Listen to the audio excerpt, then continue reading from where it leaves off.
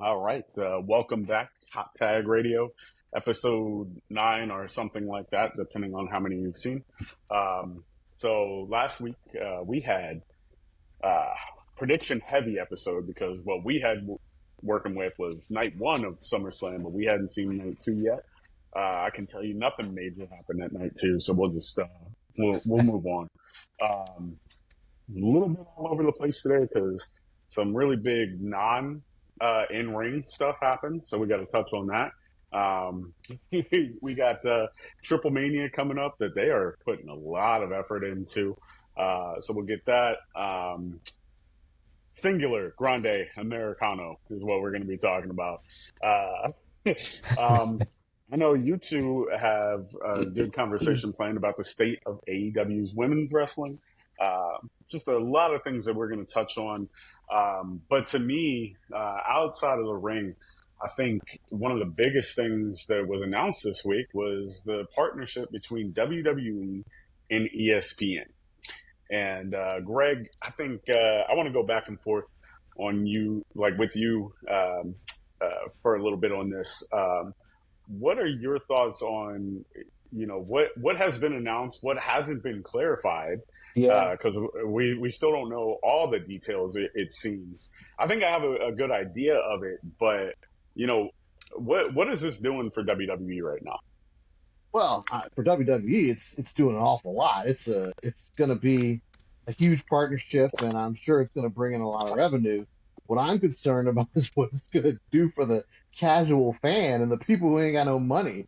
I mean, let's just be real here. So, and you helped me out here because we talked about this during the week, and I still am not certain I fully understand it. So, how is this shaking out? How is the $29.99 a month shaking out? Are you paying for an event? Are you paying for the month? How is this all shaking out? Help me out here. My understanding is that you're paying the $30 for the subscription. So the PLEs are included with the subscription, but you still have to have the subscription in order to get the PLE. So you're still looking at $30 a month. Yeah, there's going to be some other content that's involved, but that triples the cost of what it is right now. I know. Right? Well, hang on, because I also heard though, like you can also, for instance, I don't know if either one of you have like something like YouTube TV. With my YouTube TV, I have ESPN. And my understanding was I could log in to this app with my YouTube TV login, and I'm not paying anything extra. And I still get the PLEs. Extra, but you're still paying that YouTube subscription. And if it's a YouTube Live or like YouTube TV, whatever they call it, like that's what, $80 a month, somewhere in that neighborhood? Right, but I'm already paying that, so it's not going to be an additional 30. So I'm trying to make sure I'm not paying an additional 30. Well, that's what I'm not certain about. Yeah. They did say that. I don't know, like all the platforms. I know for like cable providers, if you have ESPN, you can use the login for like your cable to get that. I don't know if they're doing that across the board with all the providers. I think there's a lot of questions that weren't answered about it. And I mean, if you're looking at it from this perspective, between paying your $18 a month for or $17, whatever it is, for Netflix so you can watch Raw, and then another $30 a month for PLEs, you're looking at $504 a year just on those two. Let alone if you want to watch NXT, if you want to watch, SmackDown. Well, SmackDown is on. If you don't have a cable provider, you gotta pay something to get the USA Network to get SmackDown. At least NXT is on CW. You might be able to sneak that in without having to pay for cable. But it's a lot. I mean, and to the point, I mean, I think we've touched on we're all kind of lifelong wrestling fans here. $500 a year on 2 shows. I don't know if a lot of people are going to move over to that. And Nick Khan came out and basically said, "Yeah, I have full confidence. Like they're just going to move over with no hesitation." I'm like, dude, anytime you triple the cost on your product, you better be ready for some resistance, because I think a lot of people are specifically going to boycott it. And I don't know what the measure is, but you also have there used to be the WWE Network, which had back content, and the back content, and the original programming, all that stuff was huge for the WWE fans. So you take that away, you go to Peacock. At least Peacock is cheap, and there's other things that they show on Peacock. You had the Yeah. Fresh Prince reboot and a couple other things that were, you could Underrated, watch. by the way. Yes, agreed. And there was a lot of other things on there. You could watch old NBC stuff, et cetera, Yeah. and that was $10 a month. Well, now, you're going to pay, and I'm sure you get a variety of ESPN things because it's ESPN, but we're continuously knocking up the cost for people and turning away some of the casual fans, and that worries me. I mean, that really worries me. Well, I think, and this is going to be like a little bit of a hot take, but I think WWE is drowning their product in sponsorship right now. Like, Yeah. I mean, that's not a hot take. That's not a hot take. Well, that's all over the ring.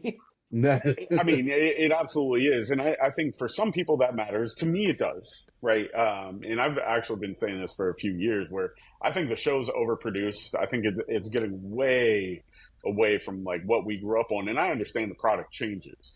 But at its core, it's like, you've got the lights in the crowd that like have to look a certain way. And like, and then you start to get into like, the 19 different sponsorships on the ring mat, the Slim Jim sponsorship for the tables. Like there's just at any given time, like, I mean, even the stuff that they're doing with, what is it? Like, Upper Deck or one of the card companies, where it's like, oh, they're going to have patches for their ring gear at PLEs and this and that. And we're going to turn it into cards. And it's just like, dude, can you write me some good stories? Can you give me something entertaining in the ring that like every time I'm turning it on, I'm not just like over what, like you would think with how much sponsorship money that like they are putting on the product at every moment of every show, we could almost be able to watch this commercial free at this point. But we're not because it's still drowning in commercials. Yeah. So, but here's the thing. Do you know what people with money want? More money. More money.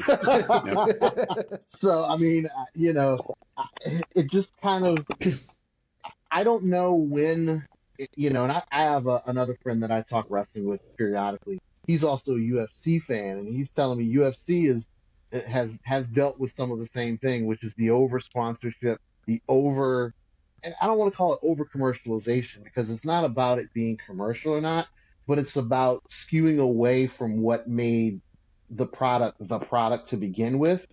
And, I don't want to be in a situation 5 years from now where people who maybe a year or two ago were like, oh, this wrestling thing's kind of cool. Now all of a sudden they're kind of like, yeah, I'm over it. And all the casual fans have been priced out of the events, priced out of being able to watch, priced out of being able to attend things. It worries me. Yeah, I think that's a valid concern. I mean, realistically, I think what the point is that they are probably missing right now is the number one thing that's going to grow your brand is going to be access. And if casual fans, don't feel like they have access because you go to the show and there's like literally hundreds more sponsorships than there used to be, you would think like, hey, we can give the fans better access and lower some ticket prices. That's not happening either. The ticket prices are going up. So at a certain point, you're going to see like this growth because of the dollars are going up, but then it's going to start to come down eventually. And I'll be interested to see how TKO in this partnership group reacts once those numbers do start to drop, because like, make no mistake about it, they are going to drop. Like the viewership of the PLEs is going to drop. When they go over to ESPN, the money might stay the same because they're charging 3 times as much for it. But like the viewership is going to drop. Assuming that, because we still haven't clarified necessarily whether or not, if you get the PLEs, if I have ESPN through Comcast or DirecTV, if you're telling me I get the pay-per-views because I have ESPN, no big deal.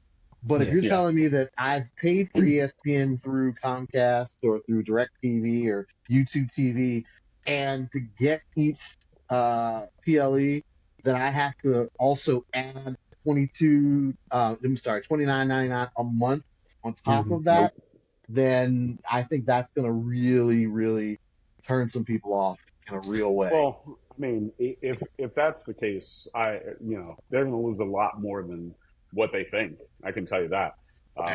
But I guess what we're genuinely talking about is a money grab, right? So let's talk about another money grab. In that, we've gone through 40 of the 41 WrestleManias have only been in one location, right? WrestleMania 2, infamously in multiple locations. But that might be the case moving forward. We might have a couple of locations for WrestleMania, and it's not that the multiple locations, it's where that multiple location might be. So I'm going to leave this to you two for a little bit. Let's talk about this WrestleMania in Saudi Arabia. Go for it, Jay. Go for it. So when I heard it wasn't a surprise, right? Like, they already have the Rumble going there. Eventually, the Rumble's going to be 2 nights, and depending on how, I'm more curious about who's showing up for WrestleMania in Saudi. Because if it's, I'm sure the Saudi audience will turn out, and it'll look like one of their last shows, but it's not going to feel like WrestleMania to me. Like, WrestleMania feels global, and this feels very isolated to me. And I could just be ignorant and not understand what's going on, but would you all buy tickets to the WrestleMania in Saudi? I'm barely doing the ones that are here. Well, so here's a question for you, Jay. So what I am hearing is that they're looking at WrestleMania there, they want WrestleMania there, and they want The Rock to headline it. If anything says like corporate wrestling, it's that The Rock is going to headline WrestleMania in Saudi. Like, the Saudi shows oftentimes feel like just whatever people over there are interested in, which, okay, do it for the fans. I understand that. But there's also the casual fan that wants to have WrestleMania be the culmination of the year for wrestling. And if we have an Undertaker match, a Rock match, a Brock Lesnar match, and a Goldberg match, it's not WrestleMania. It's like an alumni, all-star event it's or wrestling something like all-stars that you can play on your cell phone. Right, exactly. So I don't know. I understand the financial part of it. I get it. But again, the casual fan is struggling. I've been to, I want to say, 2 of the past 4 or 5 WrestleManias. I went last year in Vegas because I'm a Vegas guy. I go to Vegas a lot. But I know how much those tickets cost. And I know how much it is to hang out and party and do things in Vegas. But I also know what WrestleMania brought to Las Vegas, and what Las Vegas brought to WrestleMania, which is why it's going back again this year. And if they could do it again a year from, the following year, they'll do it again because it was that big. But I don't know if the casual fans can, suffer through a bunch of different PLEs all year, all of them being 2 nights. It's just, it's rough, man. I don't know how that works. Well, that, and then even back to the Saudi thing, like, you said you went to Vegas. Yep. How much was that flight? 500, something like that. 500. How much do you think a flight to Saudi Arabia costs? It's how not much happening. is a hotel in Saudi Arabia? Yeah, it's not happening. And how much? Well, and that's the thing. That's the only reason. The only reason I went to Vegas is because hey, not telling myself, I do get some room comp, but the hotel and the expenditures, the food, the drink, the tickets, all of that stuff. The amount, if you want to go to the WWE World, I think is what it was called, and if you just don't want to hang outside and go to the store and shop and get stuff and come out, like you really want to do the WWE World thing, that has a cost to it, a couple $100 or something like that. And it's not just WrestleMania; it's the NXT beforehand. Yep. It's the SmackDown beforehand. It's the Monday night beforehand, and it's the Monday night after. Yep. Like, it's a full thing. And so you're going to do that twice a year. Nah. Oh. No, I would play this. I think more people would jump all over the ESPN thing, and they'd probably pay $60 for that rather than do that twice. Yeah, it's a lot, man. It is a lot. It's ridiculous. But it's interesting. Like, we're talking a lot about what happens for the casual fan. We're talking a lot here about things that WWE is doing that is polarizing their fans and having people feel some sort of way. Let's talk about the most recent one. Lesnar's back. Oh, guess who's back? Yep, back again. And there were a lot of people telling a friend, and the reaction every time he comes back, he beats the crap out of John Cena. Well, you already noticed that? Every time Brock Lesnar makes a return. I was going to say, let's talk about that, because here's the thing. Hot Tag Radio, we ain't talking about legal stuff. We're not talking about politics. We're not talking about any of that stuff. This is a wrestling podcast, so we're not talking about any of that stuff. We're going to talk about Lesnar as an in-ring performer and what that does. So give me your thoughts. Is this good? Is this bad? Why Cena? And quite frankly, obviously Cena and him have history, so I could see why that happens. But for those of you who are Seinfeld fans, there was an episode about the sponge where sponge-worthy. People had to figure out if they were sponge-worthy. So now Cena's only got a few matches left. Are these matches? Maybe. Yeah, we have to start talking about, are these matches Cena-worthy? So hit me up, Carl, Jay. Give me your thoughts. I mean, taking all the other stuff off the table, right? If we're not talking about the legal stuff, if we're not talking about the political stuff, and Brock Lesnar just being on TV as Brock Lesnar, yeah, I mean, it's interesting. And if we're going through like Cena's greatest hits, Brock should be on there. Like if all of the other stuff outstanding, Brock should have been on the list. Do I think it needs to be Cena's final match? No. And I don't think Cena wants that. I honestly believe in the final match, Cena is going to put over a younger talent and give him the true pass the torch moment. But yeah, I'm going to circle back to who that should be, but keep going. Yeah. Yeah, no, I mean, the thing about it is that Brock is very polarizing, and that's what WWE wants. They want the attention. They want all of it. So it's tough to go on the side of like, well, there's all this other stuff going around, and like he shouldn't be on TV, and whether or not I think he should or shouldn't. If the question is, does it attract viewers to WWE TV? I think it does. Yeah, I think the crowd that night answered it, because once that opening rift hit, everybody lost their shit.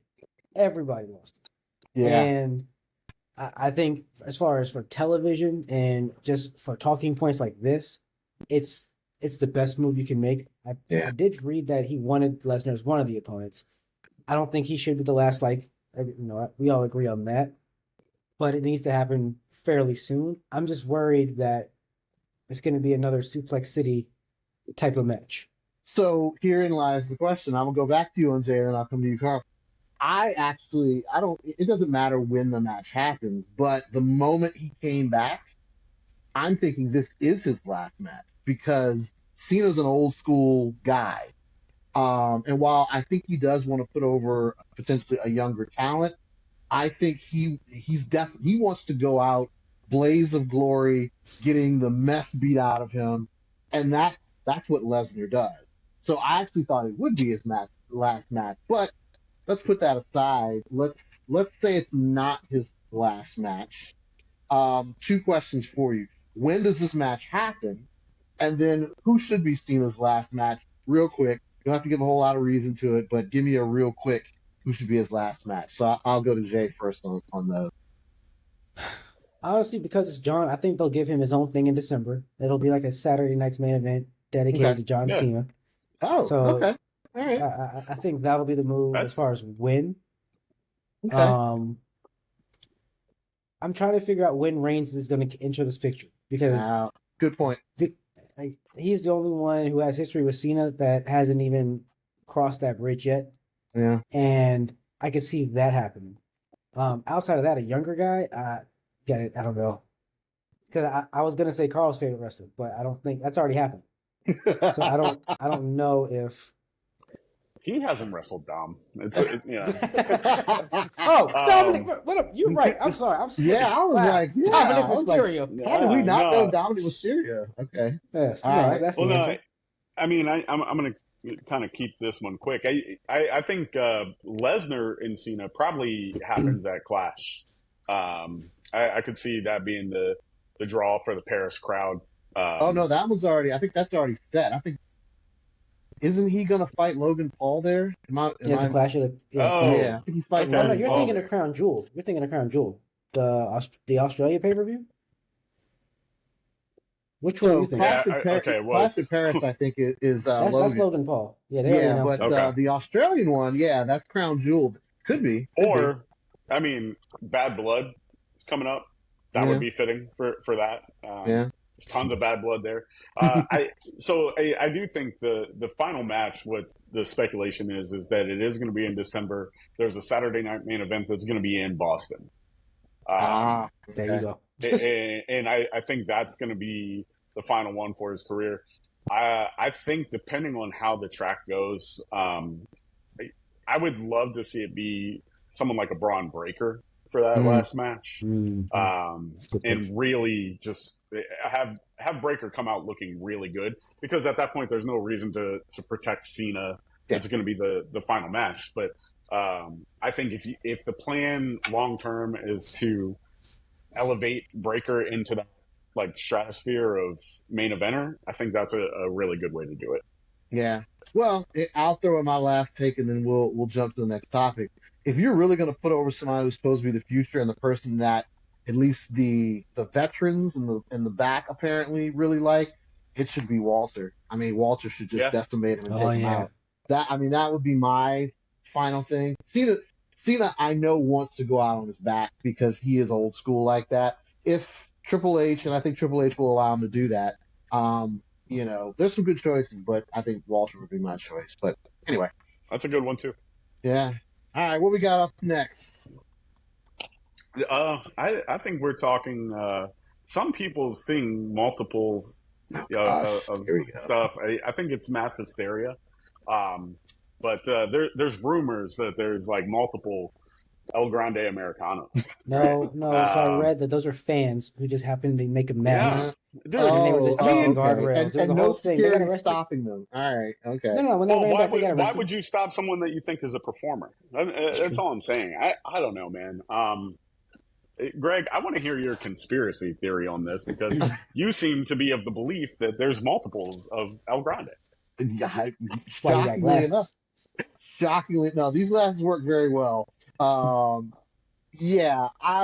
let you all do the kayfabe piece of this, right? So if you want to close your ears and pretend like none of this is happening and just walk away for five minutes, let me talk through the shoot aspect of this, and then I'll let y'all stay kayfabe. Here's the thing. So Chad Gable out. I'm hearing still another half a year potentially, maybe longer. Yeah, I've read a couple different places. It's gonna be a little while, which is why I think Kaiser is doing the shtick, because I think WWE really liked the character and really did not want it to get lost and forgotten. So I think that's why they're doing this. The interesting thing for me now is, okay, you're doing this, obviously, because it's not Chad Gable, you're not going to put him with the Creeds and with Ivy Nile, but now you're taking sort of other forgotten Triple H pieces and putting them in the story. So now you got Pete Dunne, or Butch, depending which way you look at it, as sort of one of the sidekicks. I think he's the one with the white tracksuit and the white mask. But now, I think it was this past week, now you got Tyler Bate, who is wearing like a red mask or a blue mask and blue pants and a red jacket or something like that. I don't know where this is going. But what I found interesting is, because last episode we talked about those were some of the opponents of, was it Penta? Is that what you said, Carl? Penta. It was Penta. Yep. What I find interesting is and this will be more so for you, Jay, the person they helped in this match was Dominik Mysterio against, I believe, was Dragon Lee. So is it a situation where we're going to just see these three guys attacking all of the face luchadors? Or is this a situation where maybe Dominik Mysterio is creating his own potential new faction of people for, his own sort of solo run? I don't know which of the two is happening. I don't know if it's just a placeholder. It's interesting, but I don't really know where it's going. And so we'll see. I mean, if it gets Pete Dunne on TV, I'd rather Pete Dunne be on TV as Pete Dunne. If it gets Tyler Bate on TV, Tyler Bate, I could, take him or leave him as he is. But Ludwig Kaiser, I really think he needs to be on TV as himself. But I have to see where this goes. And with that, I'm going to leave it to you all to talk about this kayfabe. And I'll let you talk about whether or not this is magic and whether people are just showing up out of thin air. Well, I'll play into your conspiracy theory radio here for a minute, because it's outrageous. But let's say your theory is correct, and there's multiples of them, and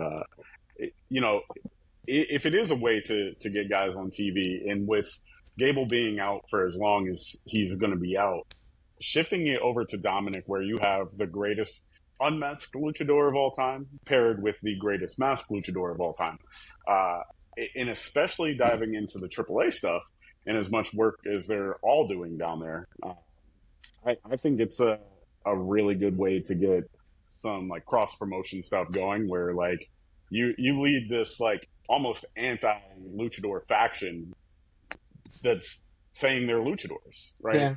Yeah. I think that would be interesting for TV. Now, the reality of it is there's one El Grande Americano, and we'll see what happens and what he decides the direction needs to be for his career. It looks like he's trying to help out Dominik Mysterio with some of this AAA stuff. So, although James, I was going to say, although we'll get into, they're in a match opposite each other, so we'll see how that works. Yeah, I was about to say there's going to be a competitive match in a Fatal 4-Way coming up, so I don't think that it's the latter as far as them helping Dominik. What I will say is, if it wasn't for Dominik passing El Grande's number 2 Chad, we would not see El Grande. So maybe, just maybe, he's feeling gracious and saying, you know what, I now have this platform because of you, Dom. Let me just help you out a little bit. I want to make sure you're as fresh as possible for our match. And they're going to put on a show at TripleManía. So, Carl, you brought up a good point that I want to get back to, because I think this now maybe this makes a little bit more sense from the concept of AAA is partnering with WWE. It's not that, there's Mr. Iguana, there's Psycho Clown, there's a few other people that have sort of broken through. Vikingo is there, Wagner, but it's WWE. And when WWE does something, you're going to get the WWE people. The Garzas have the tag belts. I think this might be a situation where WWE is like, we need some foils for the AAA faces. So we're going to start stacking these, obviously not Mexican or Hispanic luchadors to sort of be the foils for some of the stars. You know what? I get it. I get it. Regardless of how I may feel about the people that I would like to be part of the show as themselves, I think Tyler Bate versus luchadors could be wild. Pete Dunne versus luchadors. Ludwig, like, you got these European strong boys going against luchadors. That could be some phenomenal matches, regardless of what you may think about, the character itself. That could make for some phenomenal matches. So, you know what? I'm gonna take back my potential criticism and let it roll and see where it goes. But in that take vein, away your conspiracy. Yeah, I know, right? In that vein, though, we're talking TripleMania, we're talking AAA. TripleMania 33 next Saturday, I believe, on the 16th. Yep. I know, Jay, you're obviously, considering the main event, obviously very interested in the Fatal 4-Way main event. I want to talk maybe about some other things on the card. I know Natalia's fighting for a championship. I can't remember who she's fighting against, but she's fighting for a title. I know we've got the Garzas are fighting against Psycho Clown and I think it's Mr. Pagano. Psycho Clown's not with Mr. Iguana, so I can't see a situation where Pagano and Psycho Clown beat the Garzas. If it was Mr. Iguana and Psycho Clown, maybe. But I think eventually we might be leading towards that. But let's talk a little bit about Judgment Day is getting a match. It's no Roxanne Perez. I'm sure she'll probably be there, but you got Rodriguez, you got McDonough, you got Finn Balor, and they're fighting Mr. Iguana, of course. A cat name, which I'm not a big, knowledge base of AAA, but Nino Hamburguesa, which I think translates to like Kid Hamburger or Hamburger Boy or something like that. I actually looked them up and I was like, let me find out a little bit about this. So I'm going to check him out. And then you got, strangely enough, Lola Vice is locked in there. So very interesting pairing on the face side, but how do you think that one's going to shake out? What do they used to call it? This is your let me up match, right? This is going to be something fun. It'll be lighthearted. I'm not mad about Lola Vice being in it. I think she will add a ton to it. Obviously, I think Roxanne will definitely make her presence known. Yeah, she'll probably be there. But honestly, I'm actually looking for Raquel to kind of show out in this kind of match. Like, this is the one where I think you can kind of showcase her skill set, showcase her strength. Do you think she gets the pin? Do you think she gets the pin on Lola? I think so. I would get the pin. I was going to say, either she gets the pin on Lola or my Kid Hamburger probably takes the L. Finn might get the win over Kid Hamburger. No, I would give it to Raquel. let her have it. Okay. I think it's got to go that way. Yeah. Well, I'll let Carl take the first pick at the main event because we already know where Jay's going to go. I think I know where Carl's going to go too, but let's talk about main event. You got, let's see, Vikingo is the champ. You got Dragon Lee, you got El Grande Americano, and you got Dirty Dom. AAA Mega Championship. Who wins it and who takes the pin? Give it to me, Carl. So I think in this match, it's going to go one of two ways. Either Vikingo retains, and they try to make it look as strong as possible going up against a couple of like WWE guys, or Dominik gets it and it just gets more eyes on the championship. I don't see Dragon Lee. He's got the old, one that I think has the least chance going. Yeah. He's got like 0.01% beat me, so he's not even going to try. Yeah. So I think Dragon Lee definitely not, and I definitely don't see them, putting it on the greatest masked luchador of all time in this match. So I think those are your two options. If I had to take a serious guess at it, I think it's probably going to be Dom, and then they do some of that feuding between Dom and Vikingo on WWE television. Again, just trying to get more eyes on that AAA product. They're really treating that like an investment, and trying to get it. And I kind of like it. So I could see Dom walking out and being like, Dom two belts, man. Like, he definitely has been doing the work to get something like that over. So if push came to shove and I had to pick, I think it's going to be Dom. Okay. What you got, Jay? We already know where you're going with it. It's the most obvious choice, but not for the reasons other than, like, him being the greatest. it's you look at what he did with the North American title, while on the main roster. He helped elevate that, and they got more eyes on it because nobody can tell me who took the title from him afterwards. I Like, can it kind of now, went but with. I can now, but that's only because I looked it up. That's only because I looked it Exactly. up.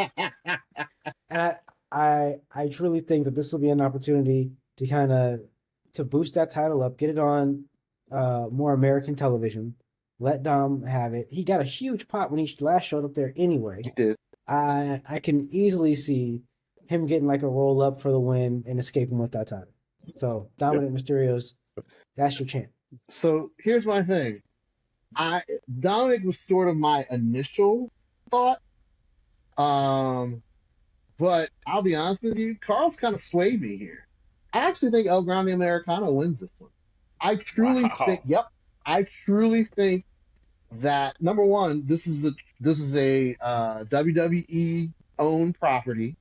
This is Triple H sort of doing his thing, which means it's better. Levesque and Lee Fitting produced. Yeah, it's more fitting for the heel to be the champ and for people to chase. Vikingo, I love Vikingo, but I'm just going to be honest with you. Vikingo was in AEW for a hot second. That belt's coming off of him. Dragon Lee, sorry, buddy. You got no shot whatsoever. Dominic, I think, is the political and probably the more eyes on it choice. But I truly think that for the reasons that Carl just talked about, setting up, this crew and having this crew sort of be a thing, I actually think El Grande Americano gets this belt. And if I'm right, here's the thing: if I'm right, I will take zero credit. I will give Carl the credit because I didn't pick this because I picked it. I picked it because I'm booking based on what I think makes sense based on what Carl said. So that's my 2 cents. Well, hey man, I'll take the credit there. I always enjoy credit. I mean, I do think if we're talking about investment wise, and the match that you were talking about again with Natalia, I don't know the other two participants off the top of my head. I read about it earlier. But yeah, I it's know like Lady Flammer. Yeah, it's like Lady Flammer and I can't remember the other woman's name, but Lady Flammer is the champ. I've seen a little bit of her work, and I like what she's doing. More than likely, I don't think they put the belt on Natalia. Natalia's just been out there, I think it's Fabi Apache is, I think, the other one in the match. If I remember. Yeah, I think you're right. I mean, the thing is that, this is sort of the anti what we were talking about to kick off the show, right? We're going to have TripleMania live on the YouTube channel for no cost. Yep. So we can tune in, no cost. Get to see some good stories being told. And I'll tell you what, probably what I've enjoyed most about this is how they very organically put almost the entire Judgment Day in AAA and just made it feel very natural. They're very much using the Hispanic influence there. Yeah. JD McDonough's poor Spanish side. Because JD he dropped. Sounded good to me. I don't know. He basically said, "Hello, where's the library?" or whatever. No, yeah, I'm just joking. ¿Dónde estás?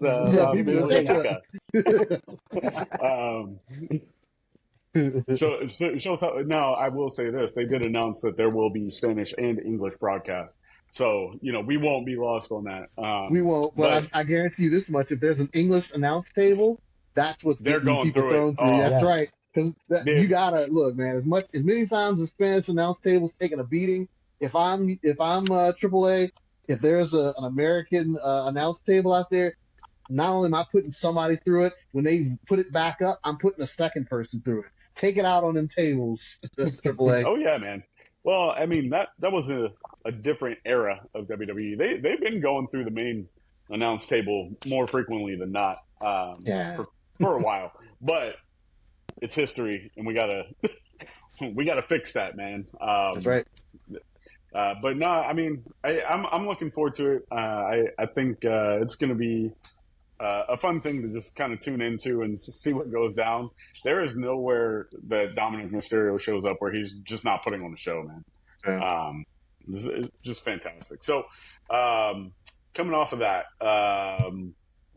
let's shift gears here a little bit. We'll talk some AEW women's division because for a long time I think we could all agree that the NXT women's division was it for quite a while, and WWE has a lot of very talented women on the roster. But when you look at the future and where it's going, I think AEW's women's division is absolutely stacked. So I know our resident expert Gregg over here has some thoughts on that. So I want to kick that off to you two and just kind of see what you think about where that division is going, what the growth is, and where it is currently. Yeah, and it's interesting, and I think for a hot second, NXT definitely had a phenomenal women's division. I think even before that, TNA was where it was at for women's wrestling. I still think TNA has Knockouts some. division. Yeah, Great. yeah, man. When Gail Kim was there and Awesome Kong and Beautiful People, they had a phenomenal women's division. Here's what I'll say. AEW, I think their women's division, they've got a lot of really, really talented women. Obviously, everyone knows your Toni Storms and your Mercedes Moné and Athena and Willow and Chris Statlander and Marina Shafir, Thunder Rosa, all those folks. But they've got a really good crop of women that are sort of on the up and coming that I think will be sort of running the division over time. And you see some of them, and for example, like a Megan Bain, I think she's already sort of at that level. It's just they've been sort of slow burning. They've been having her fight. Her and Penelope Ford have been fighting Tay Conti or Tay Mello and Anna Jay, but she has the WWE look. Like when you look at her, when you see her, it's like that Charlotte Flair, Rhea Ripley, Amazonian woman that just beats up everybody. So I'm really looking forward to kind of how they book her, especially once they, I think, eventually will break her away from Penelope Ford. So I think she's someone to definitely look out for. Another one, woman that I'm really, really excited about. I believe, I don't remember what title she has. I want to say it might be one of the Ring of Honor titles, but Mina Shirakawa, who came over from Stardom, was part of the feud a little bit between Mariah May and Toni Storm. She has a look that people really enjoy. That sounded so weird, but it was. It is what it is. It did. It is what it is. It is what it is. But she can go in the ring. I think she's decent on the mic, but I think she works a really good in-ring style. So I'm really looking forward to Mina. The other person that I'm really, really, really high on, and she's really starting to get a push now, and I think her push sort of coincided with a couple of injuries. I believe Jamie Hayter's injury, who's another up-and-coming star, but Queen Aminata is another one that I am really, really looking forward to. She's still trying to figure out what her gimmick is specifically going to be. Started as, I'm queen, I'm from Africa, that sort of thing. Now she's in sort of a hot girl, gimmick. But much like a Julia Hart who needed sort of to get out of I'm a cheerleader and now I'm a Black Widow spider, Queen Aminata, I think, still has maybe one or two more final forms that she's going to get into. And when she reaches her timeless Toni Storm or her dark Julia Hart, or, when she gets, or her, the goth mommy Rhea Ripley, like when Queen Aminata finds whatever her final form is, she's going to be probably at the level of, Mercedes and Toni Storm and that sort of thing. I don't know, Jay, if you have other people that you're interested in. Yeah, I was going to ask how you felt about like a Harley Cameron. Harley Cameron is interesting. She's so she obviously doesn't have a major wrestling background, but Harley Cameron is entertaining. She has the puppet. She's a singer. She plays instruments. She's extremely funny, cuts a phenomenal promo. I just think her in-ring work is going to have to catch up, but she has organically gotten over with people just from people can say whatever they want to say about Mercedes Moné. She has helped get some people over in AEW, and Harley Cameron was definitely one of them between the puppet and some of their matches. So I like Harley Cameron. She's coming back. I think she hurt her face, so she's coming back with a mask on. She just got to get a little better in the ring. Yeah, always fun. Always fun. So yeah, that's a good one. Unless you're Brutus Beefcake. Oh god, not touching that one. The other person that I really want to talk about, and I always want to say Thekla, but I think it's Thekla, or maybe it is Thekla. It's I can never pronounce it the way that it's supposed to be pronounced. But Nikolai. Yeah. Nice. She very quickly is going to skyrocket to the main event. They've already got her with Julia Hart and Sky Blue and their sort of trios faction of evil, dark women. But dark as in, goth, not dark as in dark skin. But she has a great in-ring style. She does the creepy Bray Wyatt walk into the flip over deal.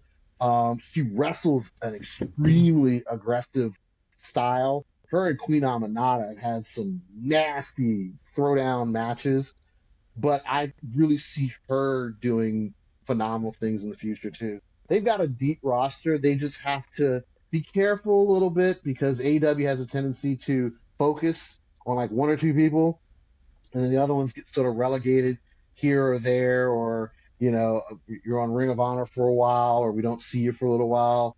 You got to keep bringing people, even if it's in multi-person matches. Keep letting people wrestle, but their division is deep, for real.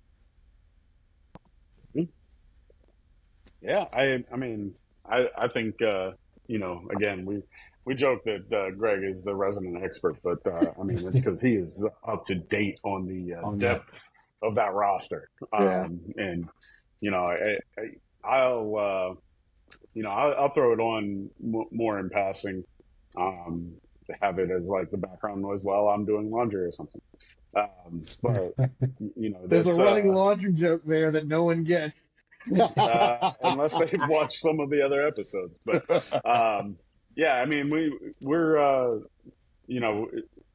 we're definitely in store for a big uprising in that division in particular, and I do think that they have an immense amount of talent, really high upside. Definitely, I think higher than what WWE's and NXT is right now at the moment. But we'll see the direction that it goes.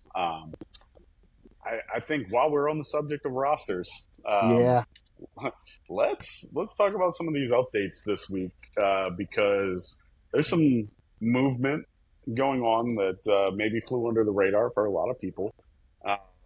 One of the more organically over guys, in my opinion, definitely is like my guy here. Karrion Kross and Scarlett got moved to the alumni page. There was a big rumor that their contract was up over last weekend. You combine that with Kross, taking the L to Sammy at SummerSlam, which there was no logical reason for him to take the L there, other than except for maybe the one that we're hearing right now. Yeah, he's not with the company any longer. They were moved to the alumni page. Now, I also heard rumors that he got an offer. So is this WWE just putting everything out there so everything is a work? Or, did they not believe the hype train that Karrion Kross had built for himself? Yeah, I want Jay's take on this. I really want Jay's take on how much do we think WWE tries to work the fans? Would they go so far as to maybe manipulate where someone is placed on the WWE.com website to try and fool the fans? Is this something that is going to become an angle at some point? Do I think that they would? Yes. I think they would do that. Fair. That's fair. Well, I think they did it to a degree with Seth Rollins. Like, Seth Rollins went on to a completely separate sports entity to talk about his injury and how he might be gone. They had his wife post pictures of him in the background on crutches. You know what I mean? Like, the only telltale thing was, like, would they do that with Karrion Kross is maybe the better question. I hope.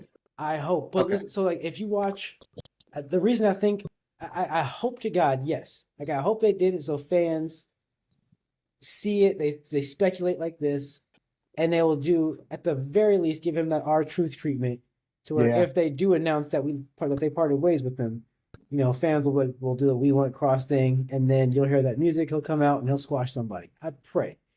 My fear is that they just might be moving on because, like, if you watch the post SummerSlam, they were talking about Brock Lesnar. The crowd behind them was chanting "We Want Cross." Yep. They were completely ignored, and Triple H was like, "Yep, you got Brock, you got him." And That's not what they were saying, Triple H. That is not what they were saying. And I think he knows that. Yeah. But I mean, to the point, we may have touched on it on one of the episodes where the life of kayfabe, as it were, in the current state of wrestling is just not very good. Right. With all the dirt sheets, with everything going on, and we saw this a little bit with Seth, like we were talking about.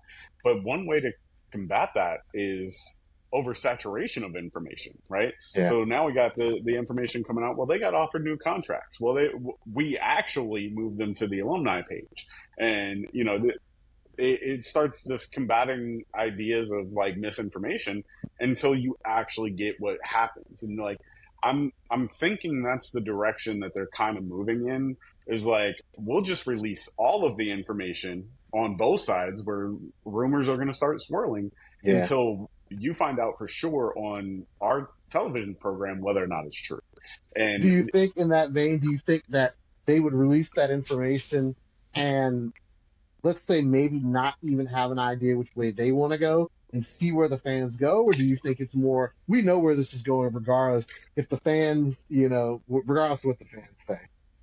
So I could see some merit to that. My only thing is it would be very knee-jerk, right? So like, I mean, Kross has been getting himself over for months. It's a great gimmick. He plays it well.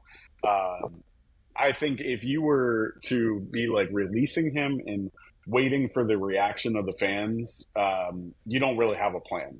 And sure. Well, some would say that's what happened with R-Truth. Right. Well, I don't know, because we were told to enjoy the show. Yeah, we were told to enjoy the show. No, I mean, R-Truth was 100% gone. But even with that, what you're seeing on the reverse side of that is there's no plan in place, right? No. Like, because Yeah, I then very nothing much with saw R-Truth not run the Truth Killings talk to John Cena, right? Absolutely. Like that. But that lets you know they didn't even have a plan for Cena. The reason why R-Truth is back to being R-Truth is because they didn't have a plan for Cena, and so it was like, well, back to normal. Well, I feel they like they didn't always have a plan like for Cena going into Friday. Right. Like, they have crazy. ideas about what they would like to see. They execute the idea, and then after the idea is done, it's like, oh shit, now what do we do? Yeah. Let's make Cena heel. That's gonna get some ratings. Shit, now we gotta actually do this. And so I feel like what they're getting into is booking for moments instead of like trying to tell a story, right? Yeah. It's like, oh, well, we'll do this, we'll do it. I mean, dude, you release R-Truth. He's back on television a couple days later, and it was like this big moment. You would have thought Andre the Giant returned. The way that like people reacted to it, and it was like, okay, yeah, like R-Truth is that guy. We love him for the locker room stuff, but in terms of like how this affects television from a week to week basis, have we thought this through, or did we just bring him back because the fans reacted, the locker room reacted? I think he's great to be there, but do I think it's going to move the needle on ratings? I can't say that it's going to or not, but historically, probably not. Right. Yeah. well, so here's the thing, and I'm going to call him friend of the pod, Karrion Kross. He doesn't know any of us. We don't know him.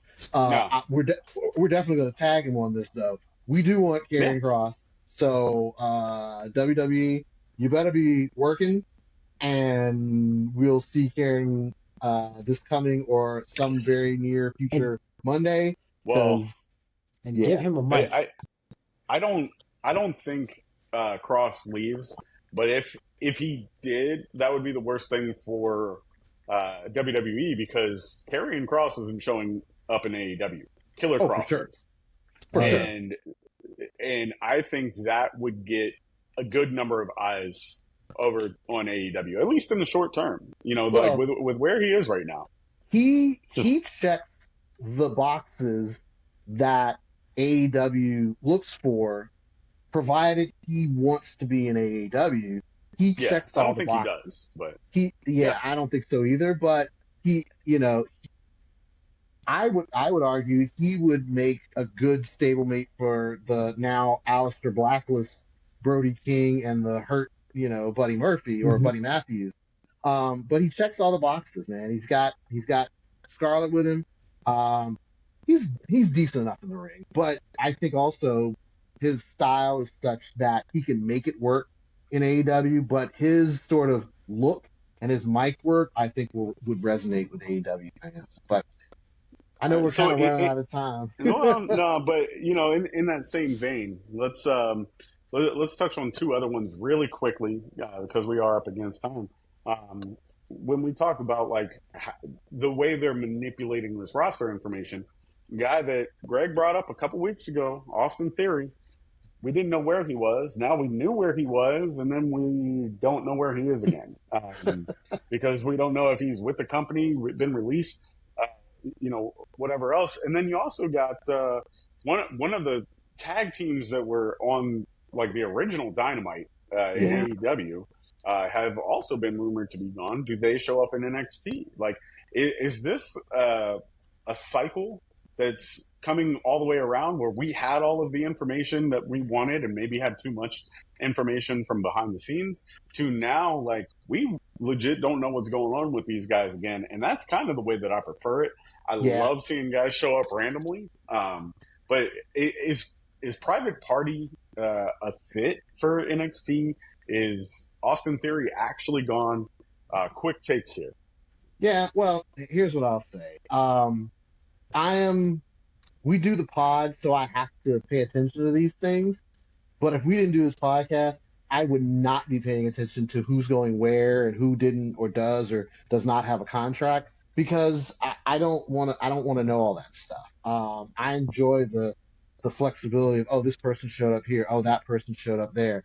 I like that stuff. But since we do this pod, I will say Private Party Private Party is probably a fit for NXT. Private Party is not a fit for overarching WWE. They're just not. They are a fit for, TNA. They're a fit for AEW, NXT, but main roster would not work for them.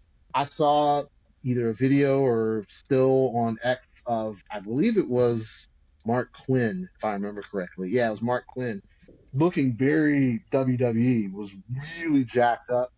But that being said, their style is too indie, is just the word Indie. I'm going to Yep. use. It's too indie for standard WWE. I love them, but I watched them in AEW and I'm like, okay, I don't think it will work on the main roster. Austin Theory, he was gone from the roster and was on the alumni section, I think, for a hot second. He's still on the Raw roster on the website. I just think he's in a doghouse right now, and I hope he gets out because I think he's being sort of wasted in the doghouse if that's where he is. What do you got on that one, Jay? Uh, well, for Private Party, I was thinking TNA when initially with the NXT crossover. Like, I don't see it going fully on to WWE. Yeah, I think they're Yeah. probably better served on TNA. With Austin Theory, I agree. I hope he gets back. I think the last thing that I saw was that he was removed from internal rosters because of the injury. But my fear with him is you bring him back and we're going to do, after the Grayson Waller feud, maybe. what's next? Maybe. We don't know if we're going to get the Grayson Waller feud. Right. Like, that's if we get him back. So I don't know. So, I'm kind of with you on the Austin Theory thing. Like, I want to see him back, but I'm not going to hold my breath for it. He might be better served going elsewhere anyway. Yeah. All right. Well, I mean, we'll have to wait and see on some of those things, and hopefully they'll get Theory back on TV before too long. Guys, anything that we're throwing out potentially for like next week that we want to talk about? Well, obviously, I mean, we'll run through We'll see what. Yeah. some TripleMania results. Oh yeah. When is Clash in Paris? I was just pulling that up earlier. It's At the end of this month? Is that end of this either month? the 20th, Yeah. 29th? something like that. I know it's definitely coming up, but Yeah. I'm sure we'll have more clarification on how much it's going to cost us to watch PLEs. We'll we see. can dive into that. Who knows? We'll see. But for all that's worth, if you like what you heard here today, hit that like and subscribe. Follow us on the socials at Hot Tag Radio, just about everywhere, X, Instagram, I think TikTok too. And we will try to break down more of what we talk about this week, next week, and then some. As you know, almost all the time, something that we talk about, something that we bring up here becomes a trending topic. So whether it's El Grande Americano winning the AAA championship, or whether that's going to be the one. Yeah, or whether it's one of the women from the AEW discussion doing something big, or whether it's just some huge something or other regarding WrestleMania in Saudi Arabia. You're going to hear about something we chatted about there's today. going to be more information about that. All right. Enjoy Dominik Mysterio's new title run. New title reign. All right. We will see you guys next week. Hit that like and subscribe. Follow us at Hot Tag Radio. We'll see y'all.